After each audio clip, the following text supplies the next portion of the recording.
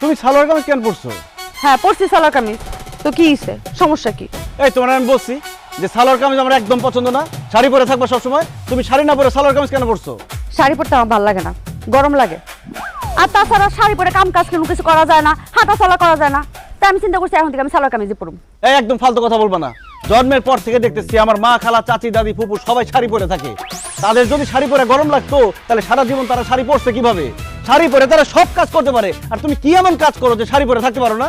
তখনকার সময় আর এখনকার সময় এক না, এখন যুগও বদলাইছে, মেয়েদের পোশাক আশাকের রুচিও বদলাইছে। আমি এখন থেকে সালোয়ার কামিজই পরব। তাছাড়া শাড়ি পরলে আমার বয়স্ক লাগে, তাই চিন্তা করছি এখন থেকে আমি সালোয়ার কামিজই পরব। ও এইটা আসল কথা, তাই না? শাড়ি পরলে তোমার বয়স্ক লাগে। এখন যে সালোয়ার কামিজ পরছো এখন খুব ইয়াং লাগতেছে, এখন তো আরো বেশি বুড়ি লাগতেছে। শাড়ি পরলে তো বাঙালি বধুর মতো লাগতো, সালোয়ার কামিজ পরাতে আমার বউর মতো লাগতেছে না, কাজের বেটির মতো লাগতেছে।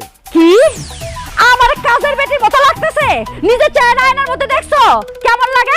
কামলার মতো লাগে। কি আমার কামড় ভাঙলো? এক থাপড়টা কিন্তু কামড়